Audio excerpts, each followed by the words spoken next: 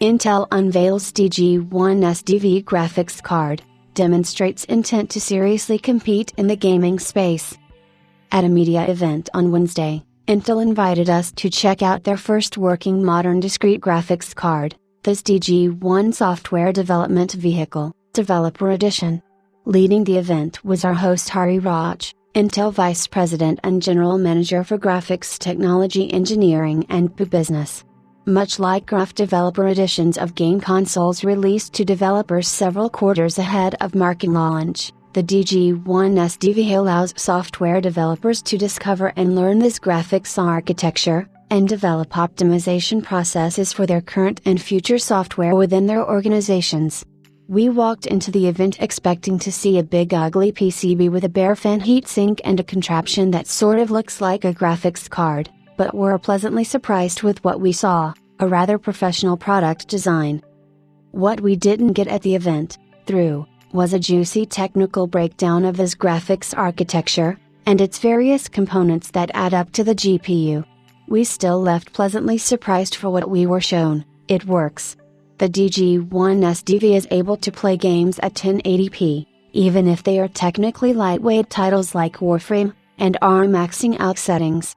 The SDV is a 15.2 cm long graphics card that relies on the PCI Express slot for power entirely, and hence pulling less than 75 W. We already know from Intel's slides since 2019 that this architecture is designed to be extremely scalable, with a single ISA scaling all the way from EPUS to tiny discrete GPUs like the DG1 SDV, and scaling all the way up to double-digit full-upscale compute processors for the HPCs.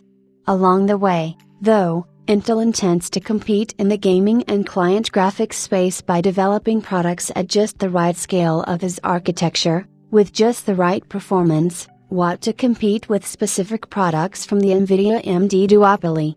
Forget the high-end for a moment. If Intel is able to match even the GTX 1650 and RX 5500, or their future $150 successors, in performance and power, they end up tapping into a double-digit percentage of the client graphics TAM, and that spells trouble for Santa Clara and Markham. This DG1 is backed by Intel's robust software stack, which has seen breakneck development and feature additions in recent times, such as a modern control center app, support for modern technologies such as variable rate shading, integer scaling, etc. Intel has, for over a decade, established a foothold in the client media acceleration space with its quick sync video encoders, and its only dials that notch. The DG1 features Intel's entire media acceleration and display controller feature set. Intel is also designing to be extremely configurable by OEMs, to make the GPU finally match their product's thermal and power targets. Responding to a specific question by us, Intel didn't rule out the possibility of discrete graphics cards working in tandem with Intel EPUS, possibly starting with Tiger Lake. This DG1 SDV, software development vehicle, is a contraption that's more evolved than working prototype, and stops short of being a production product. It is designed to be stable and durable enough for its target audience, ISVs, individual software developers, and systems engineers evaluating the thing for major hardware OEMs.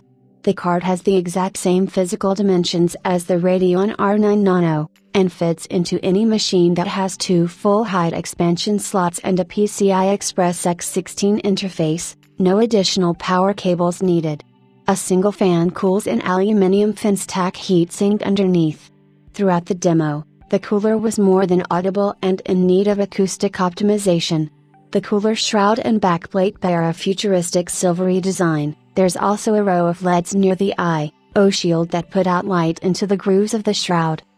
Intel is still trying to break its habit from being a CPU maker foremost. The Tiger Lake CPU microarchitecture is a significant inflection point of Intel's next-gen Willow Cove CPU core, and the first implementation of as an EPUS solution. Given the volumes of CPUs with EPUS Intel pushes, Z is expected to hit critical mass in the client segment with Tiger Lake proving the launchpad. There are some interesting tidbits in the Tiger Lake slide.